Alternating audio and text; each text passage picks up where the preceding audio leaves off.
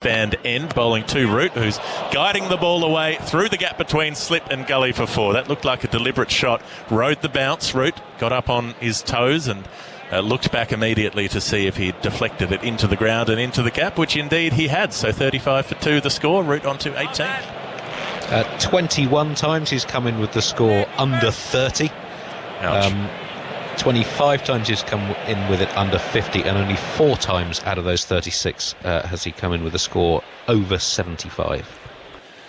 Well, you've got to lay the groundwork for your best player, don't you? Here comes Boland, who's outside the off stump. Root forcing off the back foot. A little punch shot, but straight to cover. There'll be no run on that occasion. So playing a couple of shots outside the off stump, Joe Root, which is interesting. He was in the nets with a temporary marker as his 4th stump, practicing how to leave, but he's been playing today.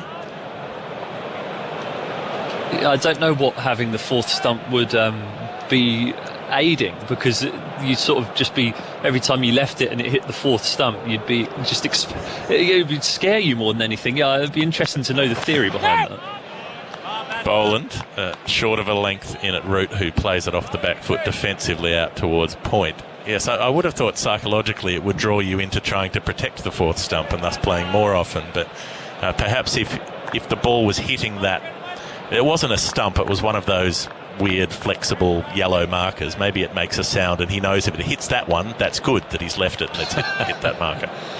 It's sometimes you put it there from a bowler. So was he facing a dog stick or was he facing bowlers at the time? That'd be interesting. A bit of both, I think, a mixture, as Boland pitches up to Root, who comes forward and defends. Almost falls over his front pad there, just planted the front foot a bit, but manages to get that behind the ball as it may have just come in slightly off the seam. Yeah, so sometimes as a bowler you'll put yourself a visual aid on 4th stump, just so that you can try and attack that, because sometimes, especially to someone like Smith or Labuschagne, guys who get across the crease, sometimes what we call a 4th stump is actually their off stump and is the correct line to bowl. So sometimes it can be for a bowler and his visual aid. Boland to Root, who defends from the crease. He's thinking about a single, but Boland sticks out a large size boot and stops the ball before it goes past him. Root stays put. England 35 for 2. Doesn't look like a natural footballer. So is the idea, Steve, that you lose the off stump when a player moves across the crease like that? You're not sure where their off stump is anymore? Yeah, it's more just giving you a target to aim at. Yeah, so when a player goes across the crease, and sometimes your natural instinct is to angle the ball in at the stumps because you feel like you can get them LBW. Boland to Root, who drives back to the bowler on the bounce. Boland tries a little flick back at the stumps, but it ends up at 2nd slip. So they haven't been quite bang on in the field today thus far, the Australians, with the throws at the stumps. As the over comes to an end, 35 for 2. David Malan on 4, Joe Root on 18. A couple of wickets in the first hour. Both the openers gone. Haseeb Hameed made a duck. Zach Crawley looked okay for a little bit, made 12. A couple of clips through the onside, but they were both done over by Patrick Cummins. Hameed was caught behind. Green took the catch in the gully to dismiss Zach Crawley. Root and Malan doing the work again. Cameron Green will be doing the bowling. It's the wind ruffling his shirt. It's a cool, cloudy day here in Melbourne. Low 20s. It will get warmer through the test match, so the side bowling today will have an easier time of it in the field. Green. Right arm continuing around the wicket to the left-handed. Malan bowls very wide of the off stump, and Malan will not chase that. I wonder do you think there's a little bit of deliberateness to this, Stephen Finn, to bowl wide of Malan's off stump and see if they can get him playing? He does like to play the cut shot and flash away. Yeah, I think the challenge, with David is he's got such a lovely cover drive that would be his release shot. So it's almost testing his discipline to say, okay, on a track with this much bounce, do you want to try and drive the ball? And it might be a ploy from Australia to try and get him caught behind. No! Just outside the off stump, Malan plays at that one on the bounce out towards point. So they have left cover open for him. There's a vast expanse of open grass going all the way out to the Bill Ponsford stand. If he could latch onto a cover drive or a cut shot through that region. He's got 3 slips placed relatively narrowly. He's got a gully, point, open cover, mid-off, mid-on, mid-wicket, and a long leg. A fairly conventional field. Trying to tempt him on that shot. A bouncer from Green. A very high bouncer. Malan sways out of the way, but absolutely didn't need to. It was wide of the stumps and about a metre over his head.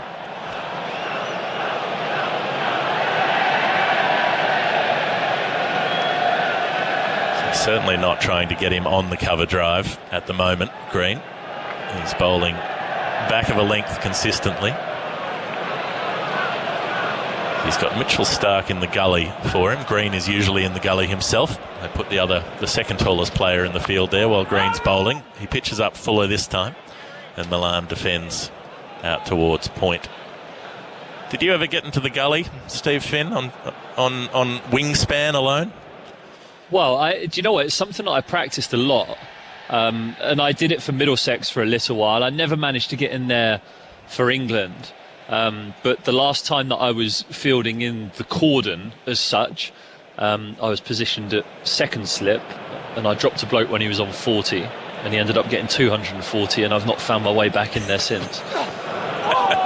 Past the outside edge goes Green, a little hand to the head as he draws Malan forward into a defensive stroke and zips the ball away with bounce past the edge of the bat. So Cameron Green with the ball has been a revelation this season.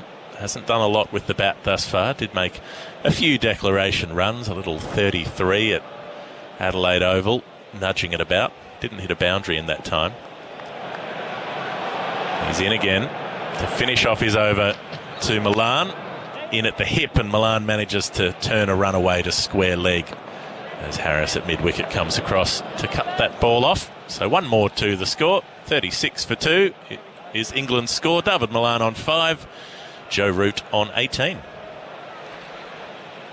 Yeah, Joe Root, we're typically used to seeing him getting quick starts, and the sign of Joe Root batting really well is that he gets to 30 before you've even really realised that he's out there, and he certainly feels as though he's in that kind of mood today. He's playing with soft hands, he's guided one through the slips, not quite exactly where he intentioned it to go, but the fact he was playing late with soft hands meant that it went down through that gap. A couple of nice clips through mid-wicket and a nice punch through cover point tends to mean that Joe Root is in good order. He's been ably supported by David Malan, and these two have been England's best batters so far this series, and it feels as though a lot hangs. Scott Boland to Malan, who's coming forward and defending. No run. Sorry, I'm a bit delayed here, so it's hard for me to know exactly when to let it go. I just hear the bowler thundering in and think, no, I've got to stop now. It's difficult. We're all learning how to do these things, Stephen. We're in a long distance relationship at the moment, you and I, and those have their challenges. I think we've all learned over the last couple of years. Sometimes they work out and sometimes they don't. Here comes Boland to Malan, who's standing tall and defending out towards point. Andy Zaltzman has something for us. Well, to highlight the reliance of England on Root and Malan in this series, are the only two England players to have made a half century so far. The current tally in their three stands together is 323 runs, and all of England's other stands combined 585 runs, an average partnership of just 14.6. 585 runs between 38 other partnerships, is that right? 40 other partnerships. 40 other partnerships. Good grief. Back of a length, Boland, and defended off the back foot by David Malan. And what score does Root need to get to today, Andy, to go third? He's I think if he's about 30 today, he'll go to third spot on the list for most runs in a calendar year.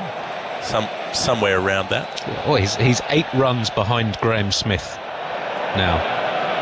Excellent. All right, so when he reaches 27, he'll go past Graham Smith. Third. I say when he reaches 27 he looks like he will. Every time he's come out to bat, he's looked like he'll make runs in this series. Boland around the wicket to Malan. They're continuing with this line, defended away to mid-wicket. There's no run. Sort of interesting approach, Steve, that all of the quicks have immediately gone around the wicket to the left-hander, even though it's day one. Bit of movement in the pitch. You would have thought maybe over the wicket and seaming it away a touch might be the option there.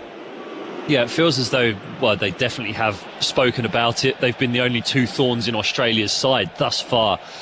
So a lot of the bowling meeting would have been focused on how to get these two guys out and break the partnership. And here comes Boland to Milan, who's opening the face of the bat, trying to glide it past Stark in the gully, but Stark's limbs are too long. He stops it on the tumble.